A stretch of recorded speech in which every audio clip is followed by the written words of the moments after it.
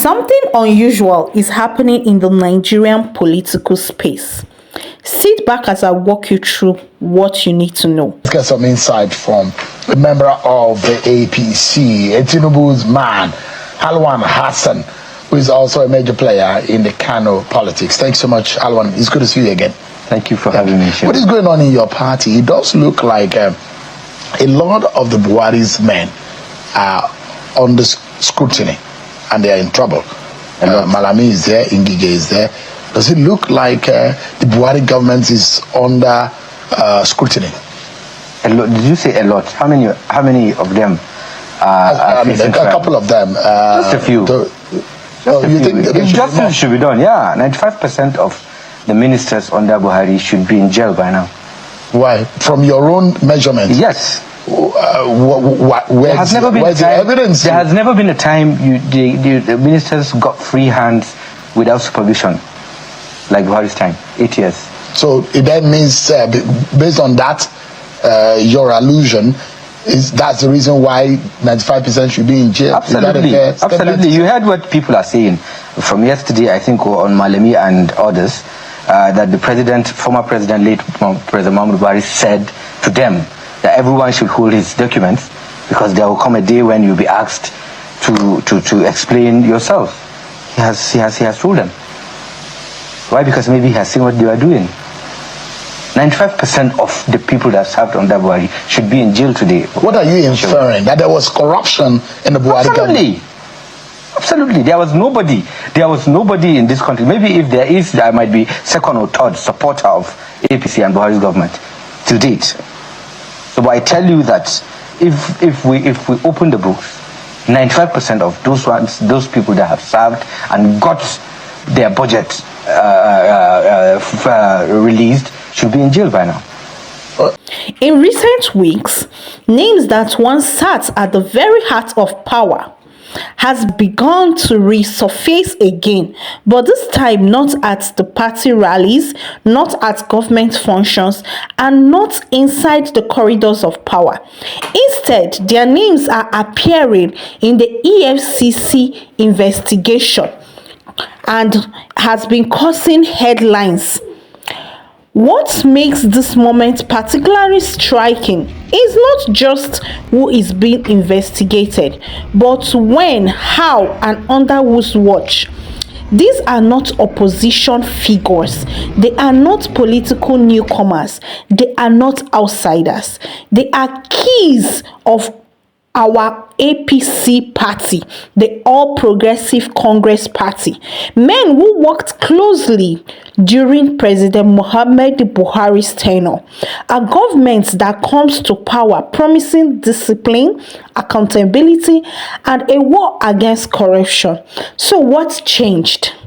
Why is EFCC now closing in on some of these most powerful figures of the last administration? Why did one walk out of a custody on bail and the other being denied? Is this justice finally catching up, or is there something deeper happening within the ruling party itself? Stay with me because this video will be pulling back the certain things you should know, and this is just going to be a factual and careful, calmly analysis. All right, to understand what is happening now, we must go back slightly. After the end of President Buhari administration, Nigeria entered a transition phase, a new leadership, a new power dynamics, and renewed scrutiny of past decisions. Historically, this period is when financial records are reviewed, contracts are re-examined, and political decisions are audited, and unresolved allegations resurface. The EFCC has stated repeatedly that investigations are often long-term, sometimes spanning over several years before reaching a public visibility. Many of the cases making headlines today are not sudden. They are a result of petitions submitted years ago, intelligence reports, and financial trial that took time to trace, and internal reviews of government transactions. This is the context in which several former APC heavyweights have now found themselves under investigation. Public interest truly exploded when two similar public APC figures had a very different bail outcome. Chris Ngige was granted bail. Let's talk about Chris. Chris Ngige, former Minister of Labour and Employment, and the former governor of Anambra State, and now a long-time APC party member. Ngige was invited, investigated, and later charged in connection with financial allegations linked to his time in office. Once charged to court, his legal status changed. In Nigerian law, once a person is formally charged, bail becomes a legal consideration unless there is a stronger reason to deny it. The court eventually granted Ngige bail with strict conditions, including the credible surety and documentation. This allows him to regain temporary freedom while facing trial. On the other hand, Abubakar Malami was denied bail. Abubakar Malami case followed a different path. Let's talk about him. He was the former Attorney-General of the Federation, the former Minister of Justice, and one of the powerful legal figures under Buhari's tenure. Unlike Ngige, Malami was still under active EFCC investigation, held on the basis of a court-approved remand order. When his legal team applied for bail, the court ruled that it could not override a remand order issued by another court of equal jurisdiction. In simple terms, the judge's hands were tied. So, while Ngige walked free on bail, Malami remained in custody, at least for now. This contrast ignites national debate. And they are not the only ones being interrogated. Sylva is being interrogated, and another person is Ifeanyi Okowa. All right, so now let's continue. Chris Ngige's political career spans decades. Under Buhari, he handled labor relations during some of the Nigerian most sensitive industrial disputes, including when the ASU strike was happening and the public sector negotiation. The EFCC investigation into Ngige's report focuses on financial approvals, contract-related decisions, and the management of public funds during his ministerial tenure. Key points so far: he has been formally charged, and we know that bail has been granted to him. The case is now in the trial phase. This means evidence will be tested, witnesses will be called, and the court, not public opinion, will determine the outcome. Then let's talk about Abubakar Malami. If any name symbolizes the Buhari administration legal backbone, it will be Abubakar Malami. As the Attorney-General, he oversaw prosecutions, the approved settlements, handled recovered assets, and advised the president on major legal decisions.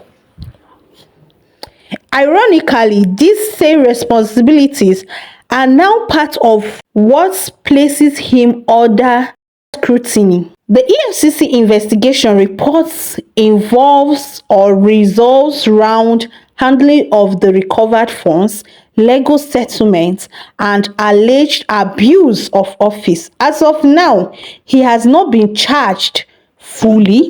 Investigations are still ongoing. Bail has been denied due to the procedural reasons.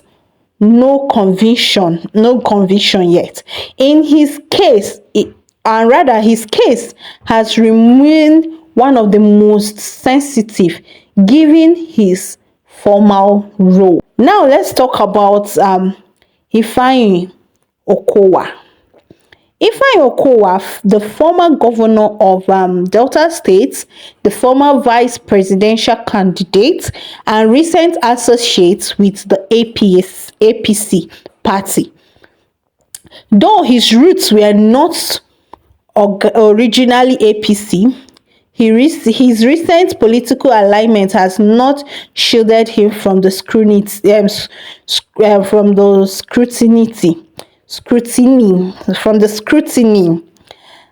The EFCC investigation into Okowa's case resolves or relates to alleged diversion of state fund, financial management during his governorship.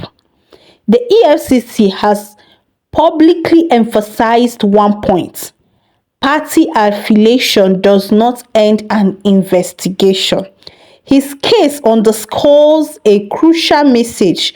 Joining the ruling party does not automatically erase past allegations. Now, moving on to Timipre Sylva. He is actually the former governor of Bayelsa State, former Minister of State for Petroleum Resources, and a major figure in Nigerian oil sector under Buhari's tenure.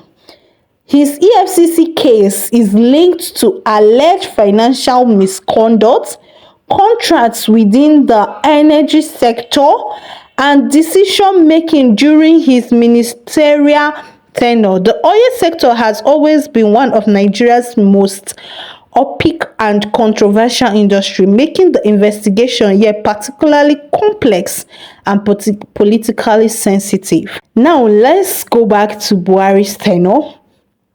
A striking pattern has connected all these cases. Every major figure being discussed here served actively during the President Muhammadu Buhari's tenure, and they held strategic positions, controlled significant public resources. This does not automatically apply to being guilty, but it does raise a question about oversight, accountability, and governance structure during that era. Now, the big question that Nigerians are all asking. Now, we arrive at the unfortunate but unnecessary question. Why is this happening under an APC president? Is President Tinubu allowing institutions to act independently? Is this a quiet internal purging? Or is it simply delayed accountability catching up with the past? Is this justice or a political realignment? There are no simple answers, but one thing is, we don't have an answer to this, but one thing is clear. What Nigerian is witnessing now is not business as usual. This moment may define how the independent Nigerians anti-corruption institution truly are. Whether power still guarantees protection, or whether the system is slowly, imperfectly learning to correct itself. As these cases move forward, one thing remains true. Only the courts, not the social media, not politics, will decide whether guilty or innocent. Until then, Nigerians are watching and history is taking notes. At this point, I think there is nothing more to say. We will give you more feedback or more updates as this case matures. All right, investigation is ongoing, and if you followed through to this part, please share your thoughts respectfully in the comments. We would love to know what you think about this ongoing cases, and do you see it as accountability? Do you think this whole thing EFCC is doing is about accountability, or it is just an internal conflict that is happening? That's why there's a buzz. All right, let's talk in the comments, and I would love to know where you are watching this from. All right, until then, see you in our next post. Bye.